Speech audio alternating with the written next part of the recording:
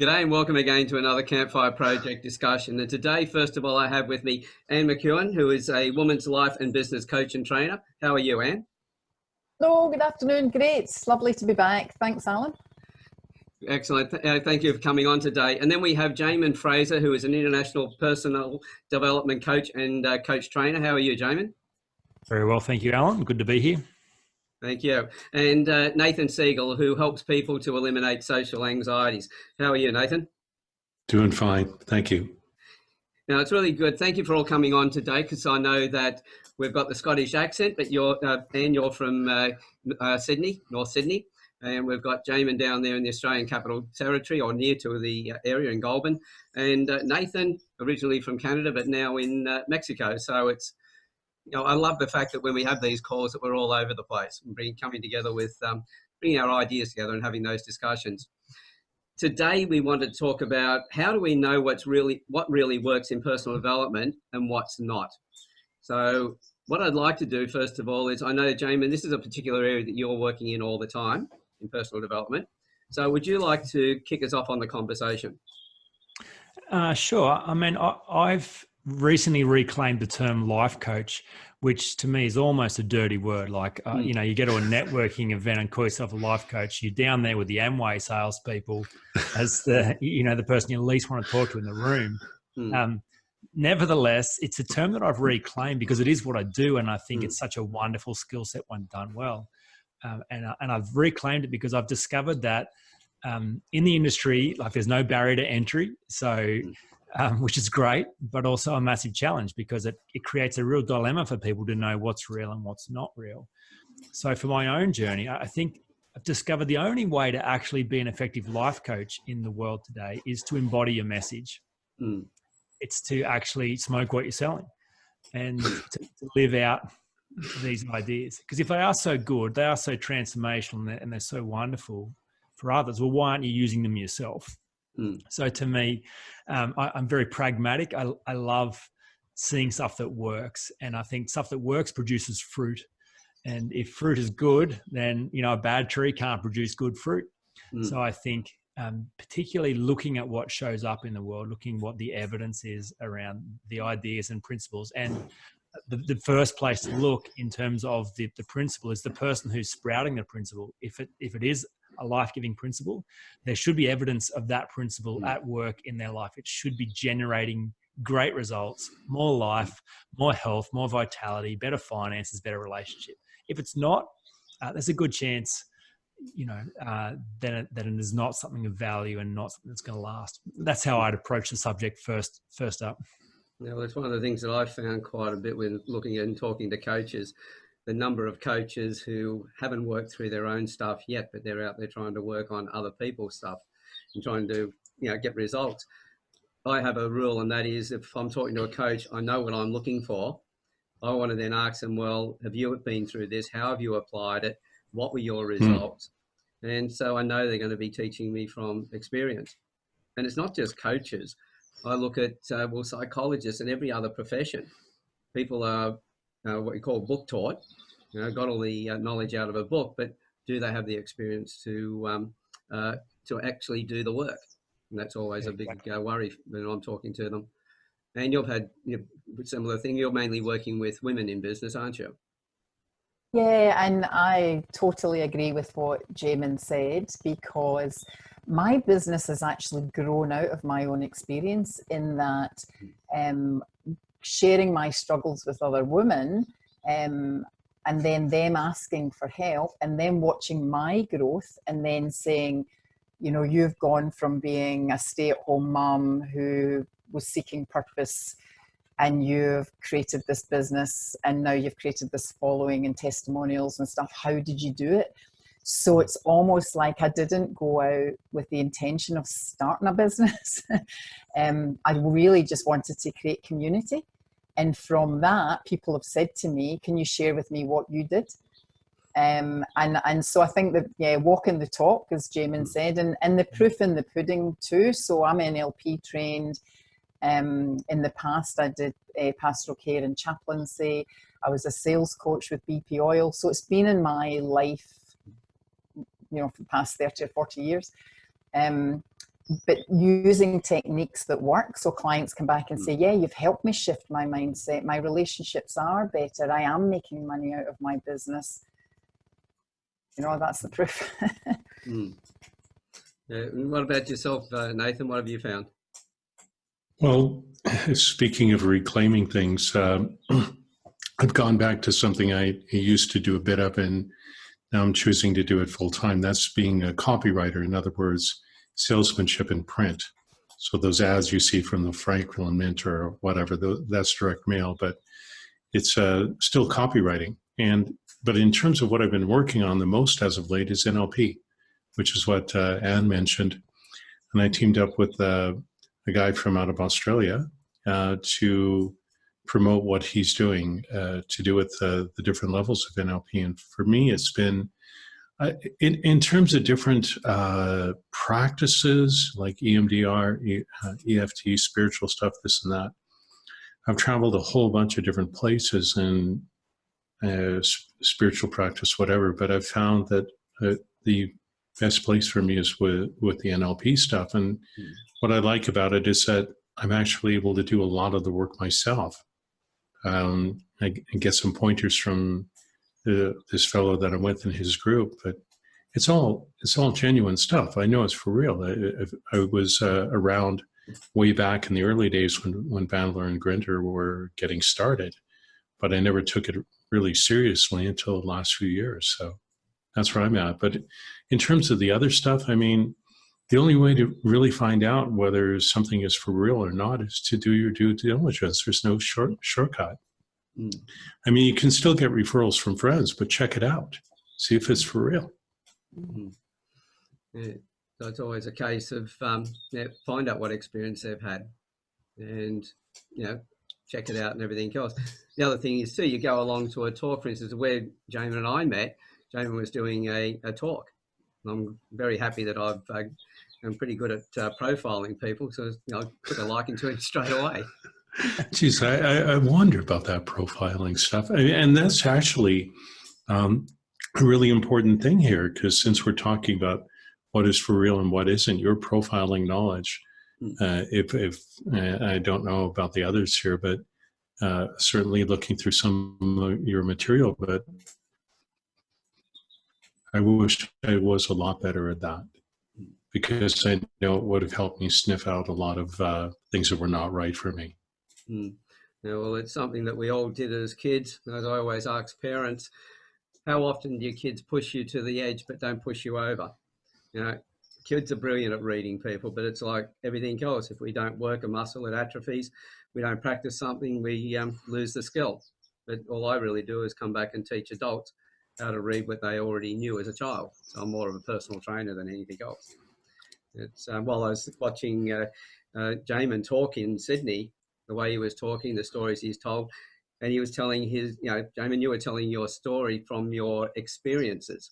And so listening to that when someone's speaking and watching them, as I was watching, because anyone gets up and they start saying, well, I did this and I'm doing all this, been through all this stuff, I'm watching to see how truthful it is.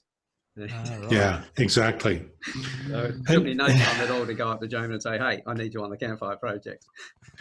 It's interesting too when we don't pay attention to things that we're seeing. Like there was one situation I had when I went to a restaurant and I knew the woman was angry, the waitress, but I ignored it. And that was a big mistake because one day, kaboom. And after that, it's like, well, not going back there. But I was going there because I was lazy. I didn't want to walk 3 blocks in the hot heat of the summer.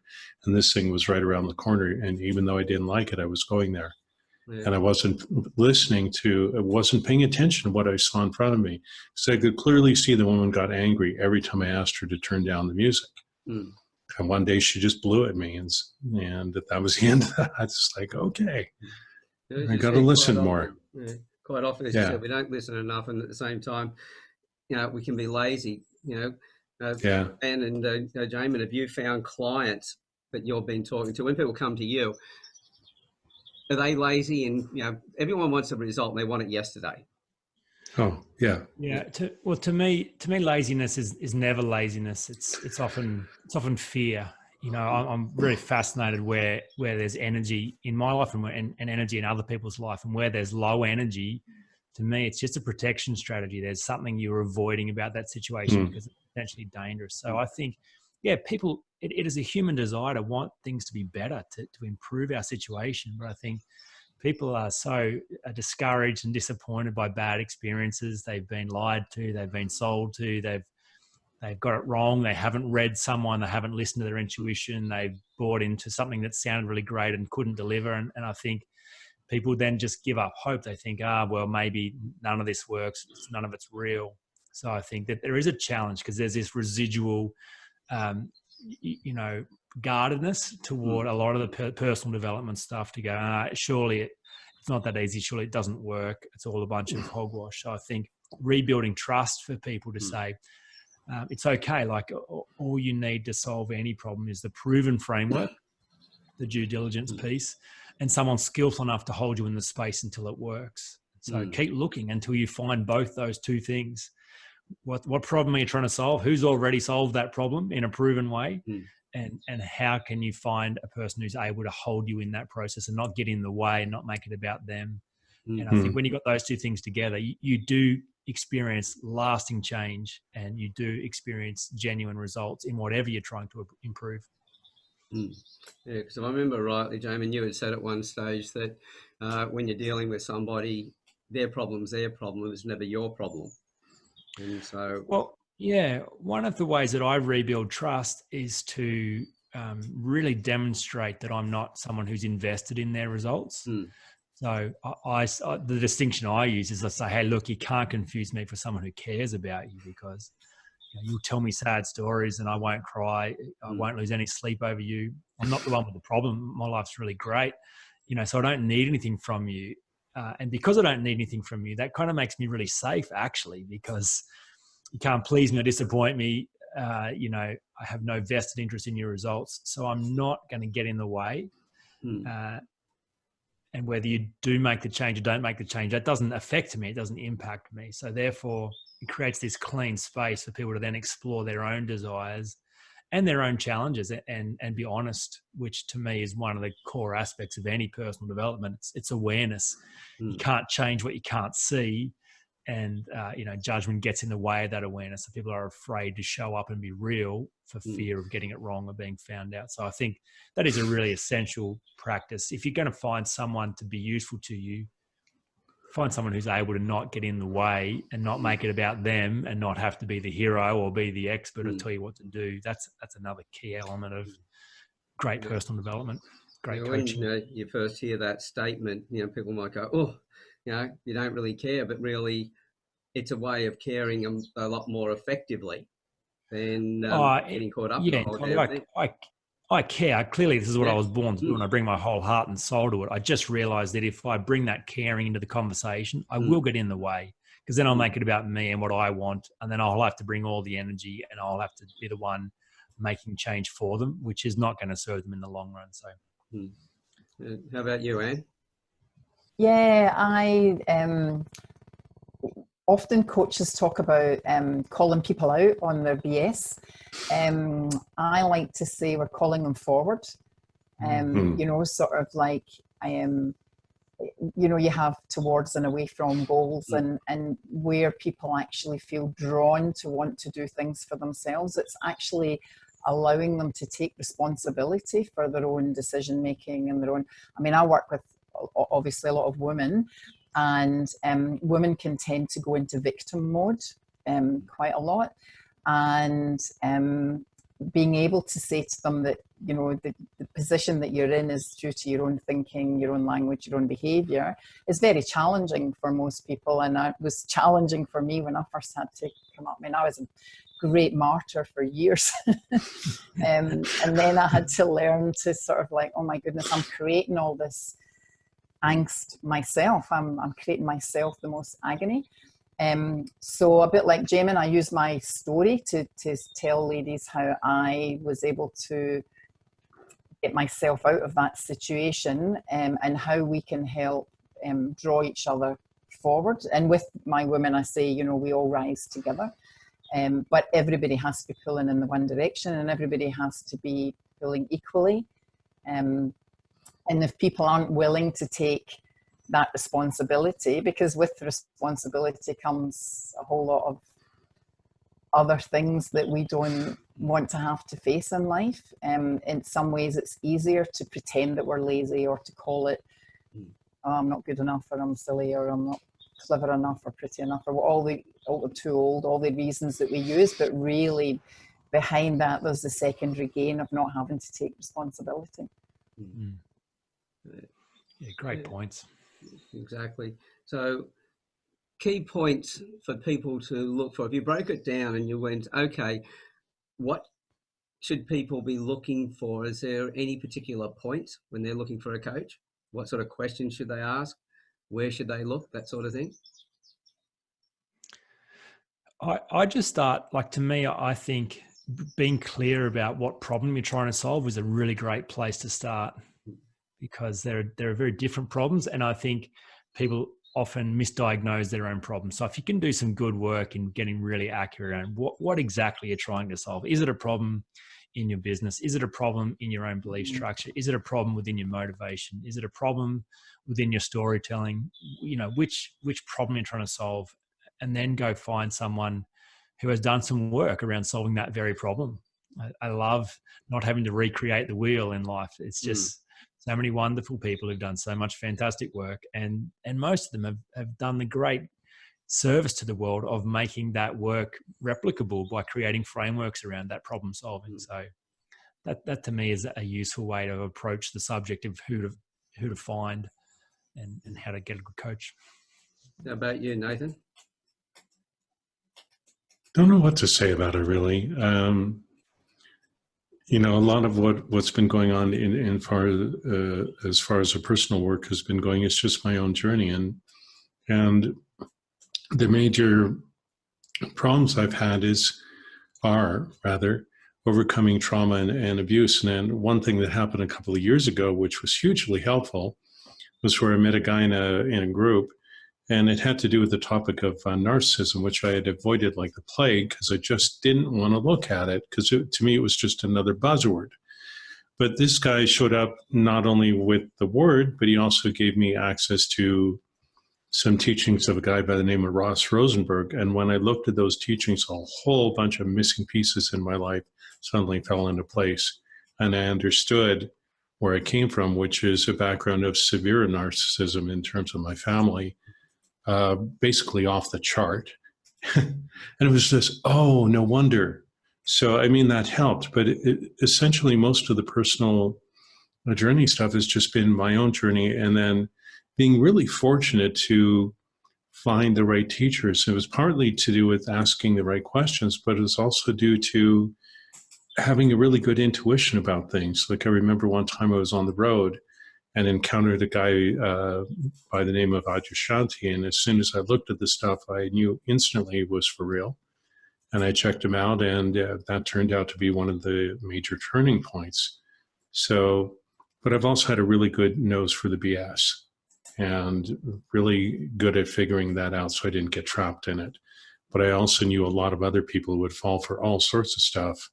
But I just had a pretty good BS detector, and that saved me from a lot of trouble. As you said, check everything out. Have a good BS detector as well. But you know, go through work out what you really need yourself, and then find the right people to work with. How about you, Anne? Well, it's interesting. I find that often what people come with, what they think their issue is never the issue. So sometimes they'll come to me around because they're not breaking through in the business, and then you realize that it's their own lack of self-belief, and it's nothing to do with the product or the systems. You know, there's all their own background stuff. And also it might even be that then it's around relationships and things, and I do quite an in-depth initial call, and through that I can discover whether I can help them or not. I think it's a two-way thing. I've discovered there are some people that are just not coachable. They blame everyone else, and they think everyone else is at fault, and so it's very challenging to work with someone like that. But if it's really around relationship, or if they're trying to find a new career in corporate, then I will guide them elsewhere. I'll put them in touch with another coach that I know who's an expert in that field. But often I find that what they think is the problem is not, and it's digging deeper to, you know, I talk about peeling back the layers of an onion that we have gathered over time till we get right to the heart, and you strip you bare, and then build you back up again with all the techniques and tips and things and modalities that I use to be the person that you really are ready to. But growing up, I say to ladies, you know, oh gosh, okay, now it's time to grow up. And women in their 50s, and they're like, oh yeah, I'm still think and behave like a little girl. Yeah, I don't know about you guys, but I'd like to be a fly on that wall. Yeah. When that's it. But, you just made a comment a moment ago. What was it now? Asking the right questions. Or what was it anyway? Something else that you actually said that I thought was a really important point. And I'm trying to get funny, and I forgot it altogether. While you're thinking about it, Alan, I just pick up on the growing up thing, because to me that is the essence of personal development. It is fully becoming an adult.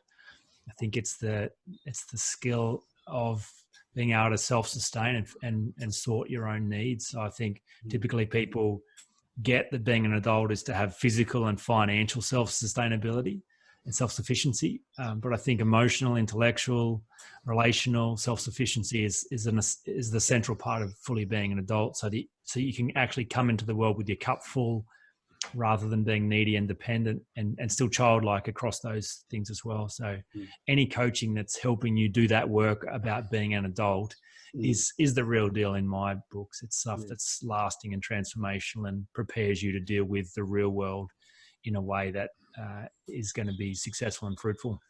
Yeah, because it always comes back to, if we're looking at having our problems, solved, is knowing what our problems are in the first place, as you said. And quite often people come to you and it's about their business or whatever. It's got nothing to do with that. It always comes back to themselves. So I know when The Secret came out, it was a case of, put it out to the universe will provide.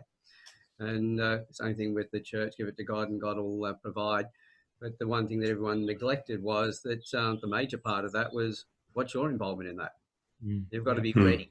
The universe doesn't know what to provide unless you tell it exactly what it is you need to have provided. Therefore, you need to know that yourself to start with. My mum had a saying, and it was, God helps those that help themselves. But the courts are really rough on shoplifters. Oh yeah.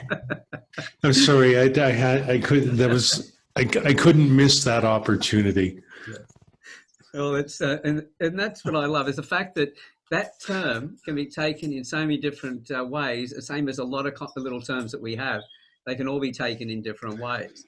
But then being on the same wavelength as a person who's saying it, to make sure that we don't misunderstand it as well. And I think that's probably a major thing for coaches, isn't it? When you're talking to somebody, to not only have them know what it is, that not only for us, I should say, to know what they really want, but to make sure that they know what they really want, and make sure that we're both on the same wavelength when we're doing it. There's a great book, The Coaching Habit, by Michael Bungay Stenya. He's an Aussie guy based in the States now. And his book called The Coaching Habit, he's got this incredible quote that says, listen, if we could just stay curious a little bit longer before rushing to advice and action, man, it would increase the quality of our conversations tenfold. And I think definitely that is such a great thing to look for in a coach, someone who is just curious, who's able to hold a space without rushing to fill it with their own answers and their own map of the world, who can listen and understand and leave some silence, leave some room for curiosity. Yeah, and that's, it sounds like a pretty simple, common sense statement, that one. But when people hear it, they go, oh, and it's surprising that so many of us have missed the point altogether. Yeah, that's not in that frame of mind. I don't know how many times you guys have had it, but I've had coaches start to talk to me. They've asked me something. I'm partway through the first sentence and they're giving me a solution. So painful. I feel so respected. I look at that person and go, have they? Now I start checking them out to find out what they haven't worked out in their life. And if they keep it up, if they're not careful, within a couple of minutes, I've got them as a basket case. Well, one of the big things about being a coach is to be a good listener, isn't it? And what I find with a lot of people is that, I mean, I'll have ladies say to me, you know, just thanks for listening, because we're all so quick to talk and to share our story and to feel significant and to be seen on social media, and that, but nobody's listening. And to have someone that will just, you know, as Jaemin said, hold that space and say, you know, it's okay for you to share. And actually what I have found with quite a lot of clients is that in that talking, they get their own light bulb moments. And often they'll say to me, you know, there's maybe one or two things I've said that planted seeds, and that the magic actually happens between the sessions, because the subconscious is working away on whatever we talked about, and then their own revelations come to the fore. Yeah, sometimes it's a little bit like that joke that you only get it about a couple of days later, you start laughing. Oh, yeah. It happens so much in those conversations, because if it's really not giving the answer. The coach who's really worth their salt plant a seed, and the seed takes a bit of time to flourish, to actually grow. So if you get that aha moment afterwards, there's a pretty good chance that you've got a coach who's been able to bring that out of you, because each person's got their own answers. It's just having that coach who nurtures us in a way in which we find those answers and we take responsibility for them. And if you come up with your own answer, then you're going to keep that. That's going to be real to you. If someone tells you what to do, that may give you something in the moment, but it's not going to be lasting. So I think you're right, Alan, creating a space where people can solve their own problems. Now, how often you hear people, you know, they're all fired up, they're going to make these changes, they go home and they talk to a family member or next door neighbour who changes their opinion completely. And you go, this was only motivation, there was no inspiration where it was brought out of you. So I think a coach's real job is to inspire the person, not to motivate them. And they then take ownership of what they come up with.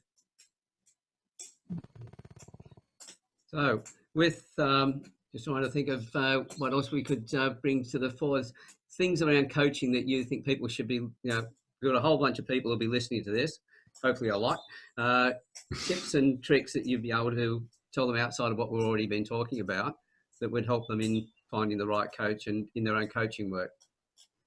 Whether it be like Nathan had said before with, a lot of work you can do for yourself, but then getting some support outside. And then from the other point where somebody's in that position, they just go, I just need somebody to guide me.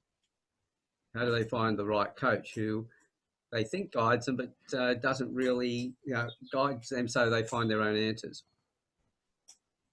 I was just going to add that for the people who are in the coaching space or aspiring to be coaches, to me, the absolute essential need to do this work in your own life first, because, I've trained a lot of coaches over the years, and I typically watch coaches let clients off the hook in the same place they let themselves off the hook.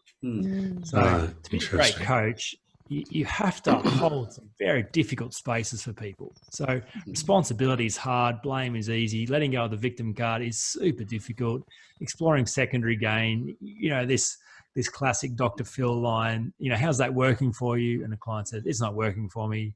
Well, clearly it is working for you because you keep doing it. No, it's actually not working for me. I don't get any benefit. It's just this situation that I can't control. This idea that every single thing we complain about but don't change must be working for us. So that's a horribly offensive line to hold. And I watch coaches have that theory, but they've never held that in their own life.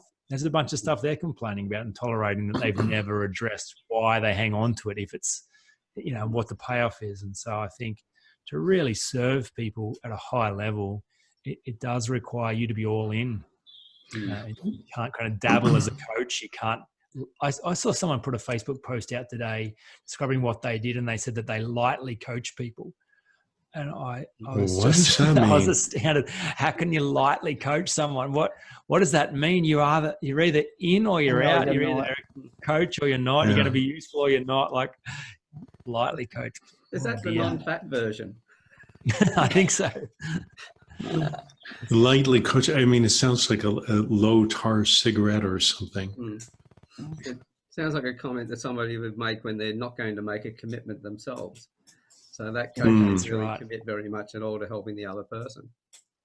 Well, it's the same as coaches who are part-time coaches. So, you know, they're a coach, but they're still working in 2 other jobs to put food on the table. But they're a coach helping people succeed. To me, that is so incongruent. It's you're either in or you're out. If you want to serve people, it's out of the overflow of your own personal development journey. It's out of the overflow of your own results. And not that you have to be perfect or have everything solved, but there can be no place that you're hiding, or no place that's you're not willing to work on yourself. So if you find someone who's willing to do that stuff, I think they provide just a genuine presence, and they give you a level of certainty that change is possible. And this is not just theory. This stuff works. One of the things that I've found a lot is that people are seeking permission. It's almost like they don't allow themselves to discover or to open up or to be honest, or and it's almost like they're expecting a coach to give them permission, you know. And I say it's not my place. You have to give yourself permission first. And I just wanted to pick up a wee bit on language, because we mentioned it earlier, and that whole thing about misinterpreting what someone says, or it's huge, even what we say to ourselves, you know. So one of the things that I think is a real tip to take away is, what are you saying to yourself on a daily basis, and how harsh are you being with yourself? That if you are beginning to look for a coach and maybe can't afford it, or you're not sure, that's a place to start self-coaching. To sort of just have awareness around what am I thinking, what am I saying, and how's that making me feel, and how's that feeling creating my behavior, and then work that backwards. You know, this is the behavior I'm getting, which is coming from that feeling, from that language, from that thought. And the whole thing of stopping and saying, what am I saying to myself? I'm not allowed, I can't. Give yourself permission to stop and look inwards. The reason, I started the Campfire Project originally was for, people to come in and be able to tell their stories, but especially those that were working with other people, now coaches.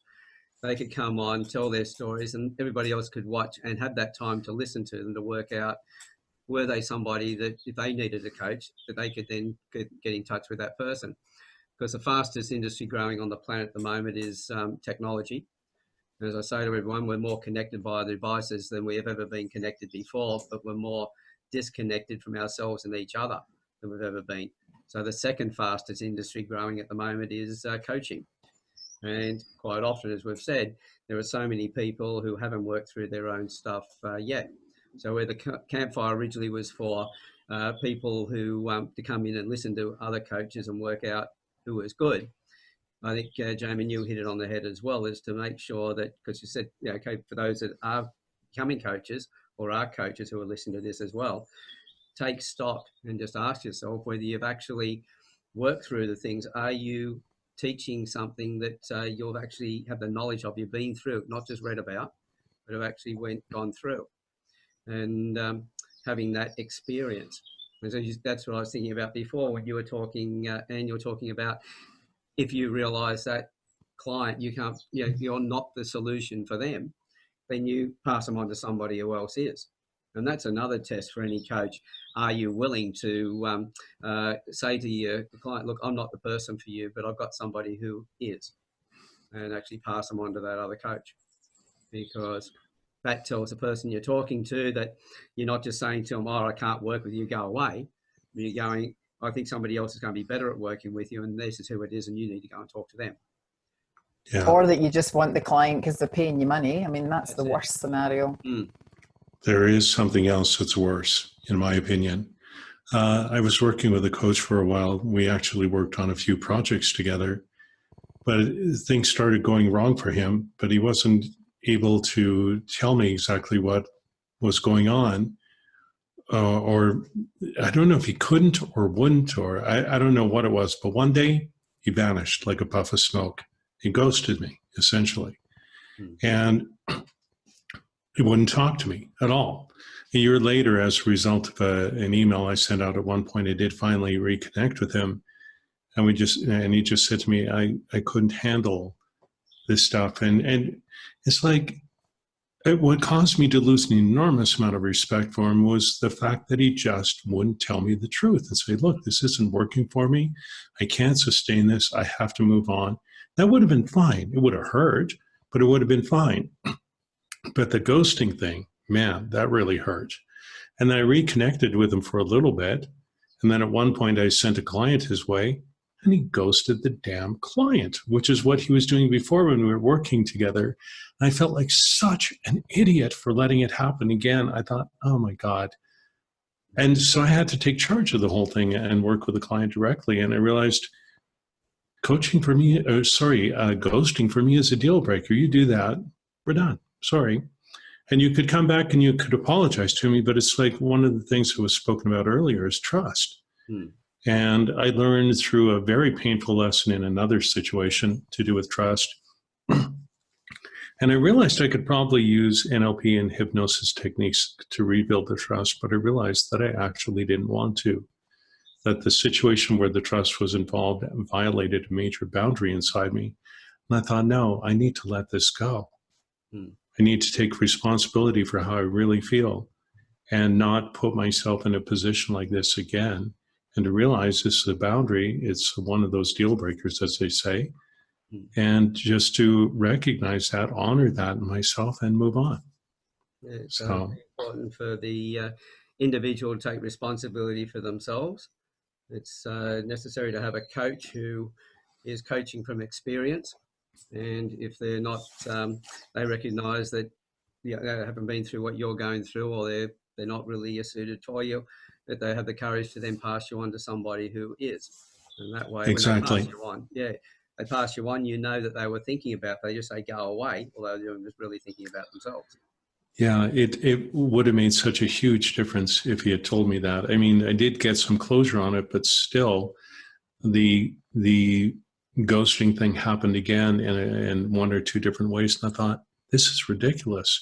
But worse than that, I found out that this individual ghosted a whole bunch of people, and a couple of them were colleagues of mine. I thought, oh boy, time for me to bow out.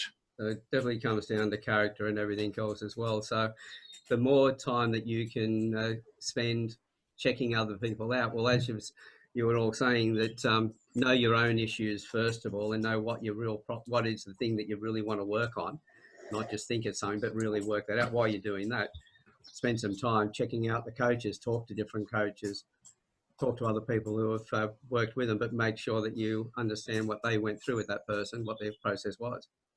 And then once you've got that, hire yourself a coach, but make sure that you got the coach who is not invested in the problem, but invested in you getting a solution. As Jaemin had said earlier on, their problem is not my problem. I'm there as a catalyst to help them work through their issues, and then work through the issues with that person.